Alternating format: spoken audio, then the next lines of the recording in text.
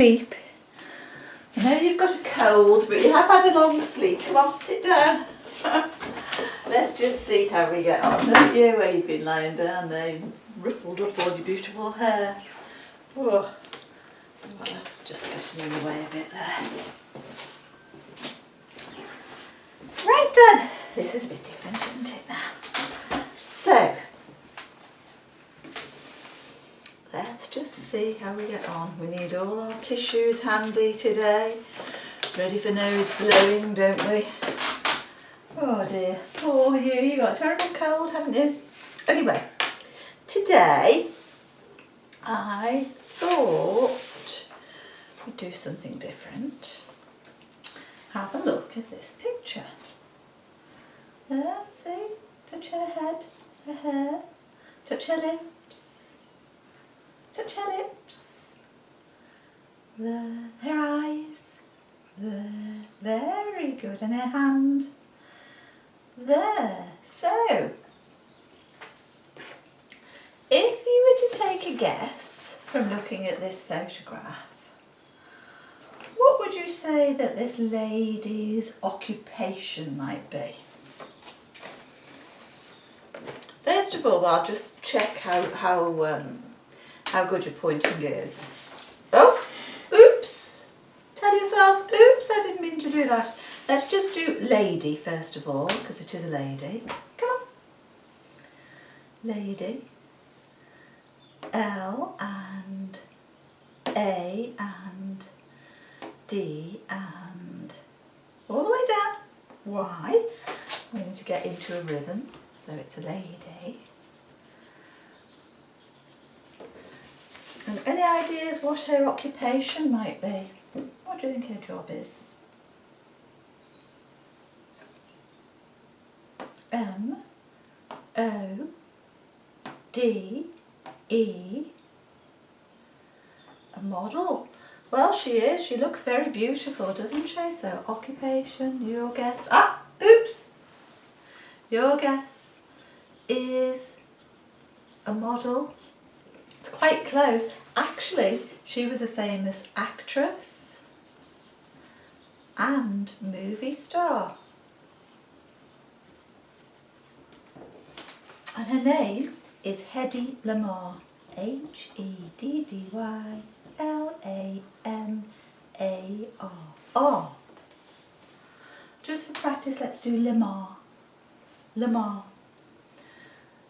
L-A M A and another A and down to the R. Hedi LAMARR. So she was a famous A all the way up C T. After the T would be R E S S. Yes. So Hedi LAMARR was an actress. Now it's a black and white photo, so do you think that she's a modern day actress, or do you think that she was from some time ago? You can tell me modern or old. O for old. Yeah.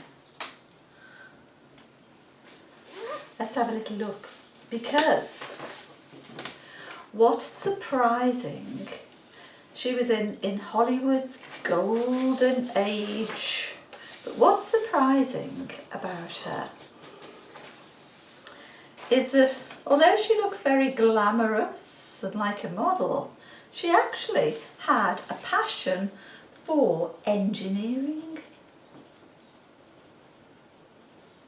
which is not really something that you'd expect from an actress, is it? So let's just find out a little bit more. She was born in Austria in 1914 and moved to the USA in 1937. Austria. Where is Austria? What sort of continent is it in? Austria. E U R O. After the O, P. Yeah, it's in Europe. Continent.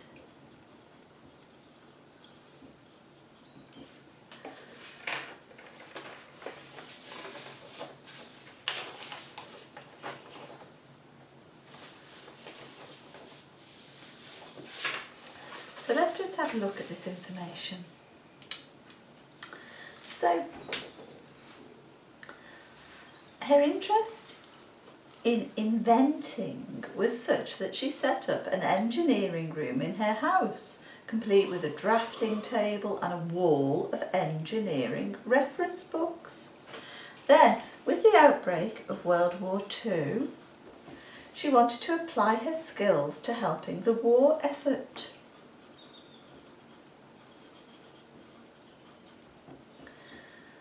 And she was motivated by reports of German U-boats sinking ships in the Atlantic. So she began to investigate ways of improving torpedo technology. Right, so we need to try and understand a little bit more about this and why this was a problem. So first of all, let's just practice torpedo. Bothering you a little bit. Go on, torpedo. Come on, torpedo. Just for practice. T, O, R, P, E, D, O. Let's have a go at just drawing one. Look, I'll show you one. Torpedo is sort of that shape, like that. It's like a sort of a rocket that goes underwater. So let's have a go. You have a go at doing one as well. All the way along and back round. That's very good. Yeah, and kind of probably a little sort of tail on the back. So the torpedoes went underwater and they would basically, let's just say if we draw a ship here, there, they would be aimed at the ship and they would basically puncture a big hole there in the ship and then cause the ship to sink. So they were, you know, an important part of the war effort, really. So, where did I find there was a good explanation for it? Oh, here we are, yeah. So, at the time, radio-controlled torpedoes could easily be detected and jammed by broadcasting interference at the frequency of the control signal, thereby causing the torpedo to go off course. Oh dear. So, say for example, the US Army was trying to attack some of the German boats. They could send their torpedo, and there's the boat, but then the radio signals that are sent in the torpedo there can be jammed and cause the torpedo to go off course and end up here instead. So that would be an absolute waste. So they needed to come up with a way, there we go, that would stop that that message being interfered with. So she came up with an idea basically after getting together with her neighbour. So her neighbour was a composer called George Antheil. And he had been experimenting with the automated control of musical instruments. So that would be, if we were talking about automated control of musical instruments, just put that into your own words. What would that look like? I, N, S, T, R, U, M, E, after the E would be N, T, S, instruments, P, L, A, Y, I, N, G, instruments playing, T, H, E. That would make sense. M, them, S, E, L. Yeah, go on, go for that V, that's alright. V, E, and S, yes.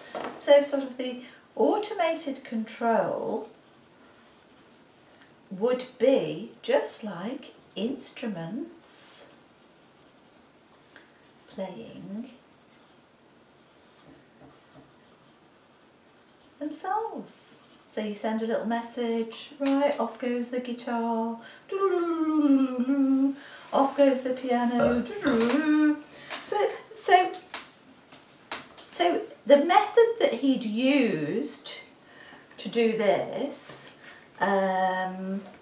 basically was obviously sending messages over a frequency. So they developed together the idea of using something called frequency hopping. Frequency hopping to avoid the jamming of the signal. So if a signal went down, we'll represent the signal with a little line. So there's one line. And we'll label it signal. So there's one line, and that is from, let's just say from the keyboard or computer, we'll draw that, to the torpedo, like that. Okay, and we know that that line could be jammed. Now then, frequency hopping meant that the signal would be sent along different lines. So let's just draw a whole series of lines to the torpedo. Just practice all the way across. That's one. Do another one. Good. And another one. Good. And another one. Another one. We'll do some on the top there as well. Very nicely done. And another one all the way across. So if you imagine that all those lines represent different frequencies, so the signal would randomly hop between the different lines. So it would hop from this line to this line, to this line, to this line, to this line, to this line, and that would make it very difficult for anyone to jam the signal because they wouldn't know which frequency that they had to jam it on. So could you summarise that for me? A quick summary. T, H, E, V, S, I, G, N, A, the signal, W, O, very good, U, L, D, very good, the signal would, try with that,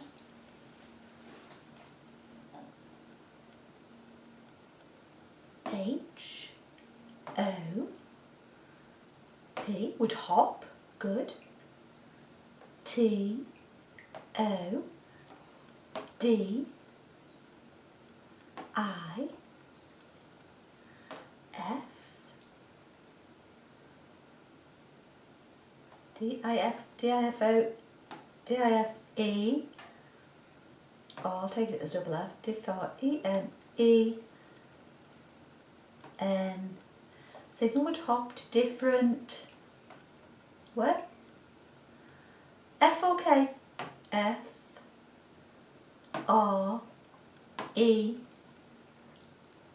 Q, U. Very nice. E, N, C, I, E and S. Yes, the signal would hop to different frequencies. Thank you. That's a very good summary. So it was called signal hopping. And I said to you that she came up with this invention with her neighbour, George Antheil, who'd made this automated way of instruments playing. And it was based, this idea of frequency hopping was based on using the 88 frequency keys of the piano to control the frequency hop. So listen, George would play a note on the piano, ding, and then Heidi would repeat it on another scale, ding, dong. You do it on that one. Pretend you've got a piano there, dong, ding, and you can be George, and I'll be Hedi, ding, ding, ding. So they were just really, what did they do? George would play a note on the piano, Hedi repeated it on another scale. She realised that by doing this, communication could be established, providing they made the note changes at the same time in a pattern known to both of them. Translating this to the torpedo, the identical specific code for the sequence of frequencies would be held by the controlling ship and in the torpedo. So both the controlling ship and the torpedo knew which frequency the signal was hopping to. But this, the word that we use is this: encrypted. Encrypted the signal, which made it practically impossible for the enemy to scan and jam all 88 frequencies. Very good. So, encrypt. Have you heard that word before? What comes to mind when you think of encrypt? T, H, E, V, S, E, C, S-E-C. Carry on. S-E, do the C again. C, U, R, E, the secure, W, A, T or Y? The secure, W-A-T, touch the T if you want to. Y, I thought it was. The secure way. O, of, S, E, S, E. Oh, try with the pencil, you just, N, D, I'll just change the angle a bit. I, N, I, N, G, the secure way of sending. Think of encrypting, the secure way of sending. Go on. Okay.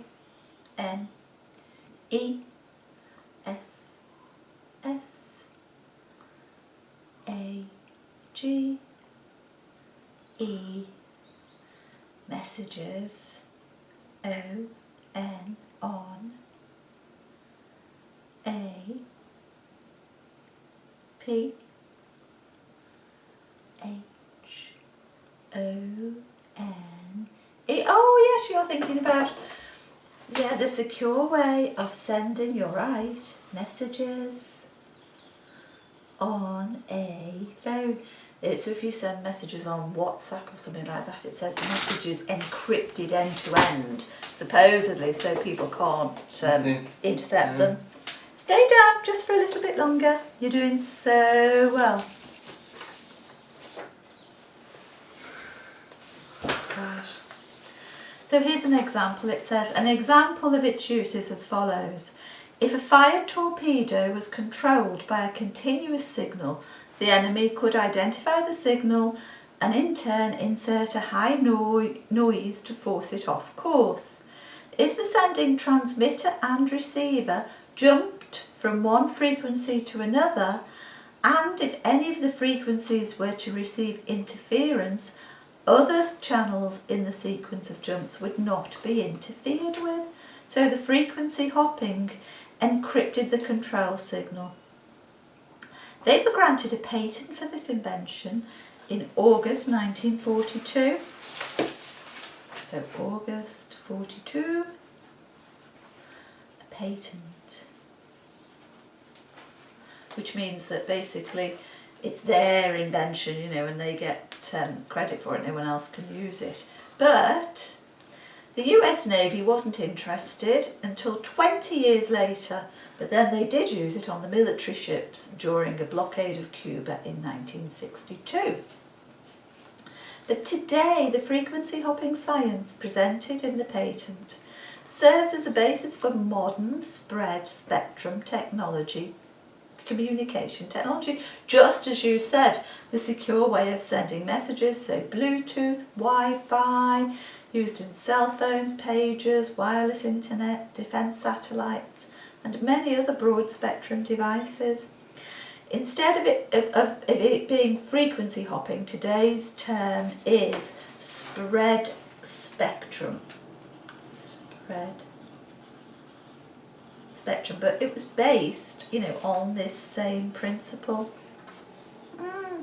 Do you think that Hedi LAMARR got recognition for her invention? Had you ever heard of her? No? Do you know what? She didn't until 1997, when the Electronic Frontier Foundation gave her an award for her technological contributions. And that was 3 years before she passed away, because she died at the age of 85 in 2000, in the year 2000.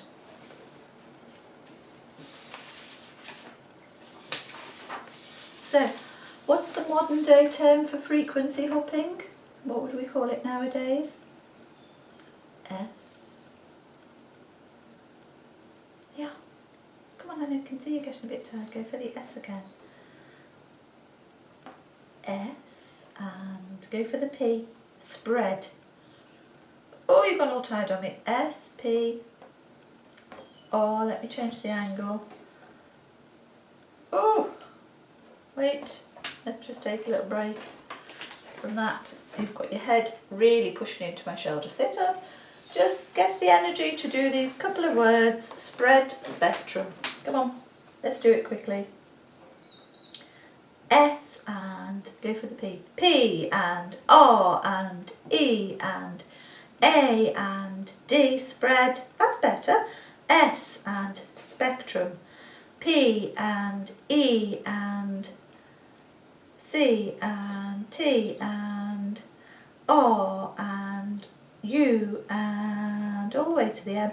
Spread spectrum. Very nicely done. There's my paper. There. Okay, so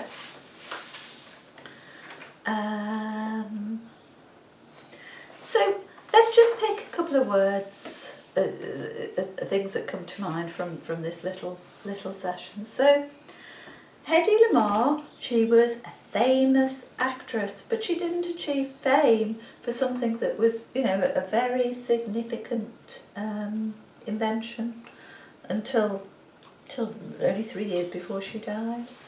Let's take that word, fame. Any thoughts about fame? What makes people famous and what people recognise as fame? Anything that comes to your mind? B, E, I, N, G, being F, A, M,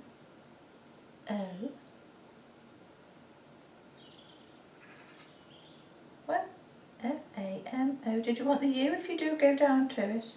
U, being famous, I, is, being famous, is, B, O, T, H is both, A,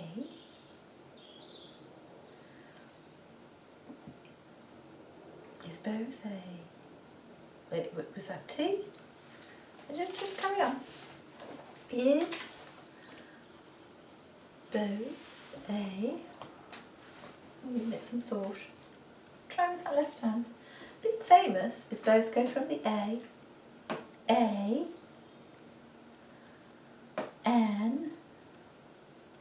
O, H, sorry, O, N, H, O, N. Go on, keep it going. Go on, try. O, U, it's both an honour, A, N, D, and A, M, A,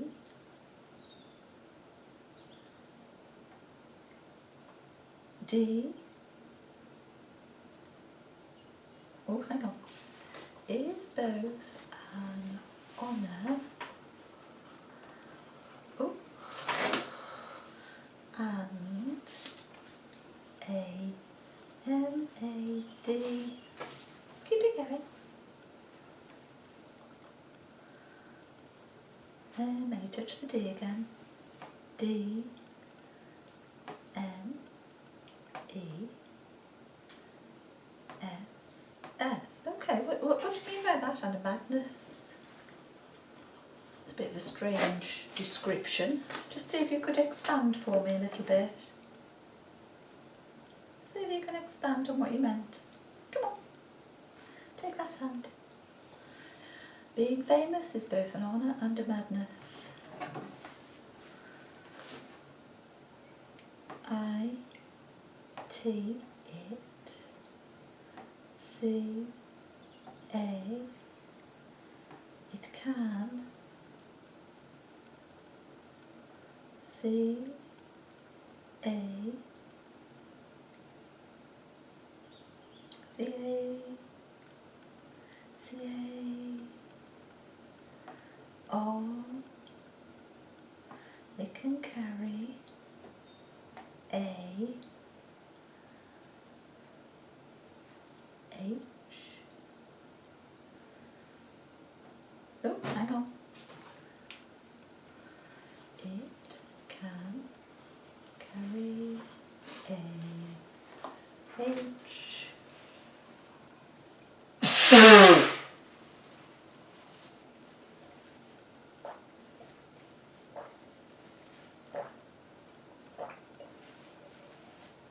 oh, I was thirsty as well, H, come on, see if you can reach this off, touch the H again, alright, H, U,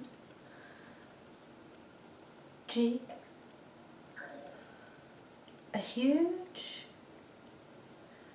W, E, I,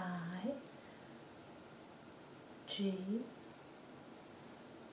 H, a huge weight, O, of, R, E, S, P, O, N, S, I, B, I, L, I, T, Y. It can carry a huge weight. Oh.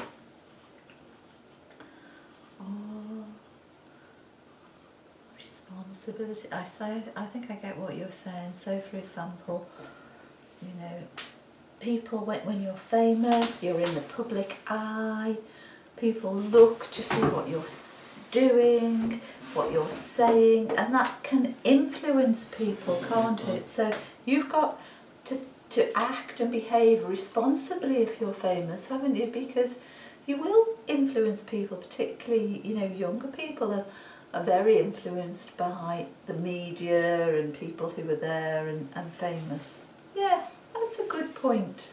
Very good point. Okay.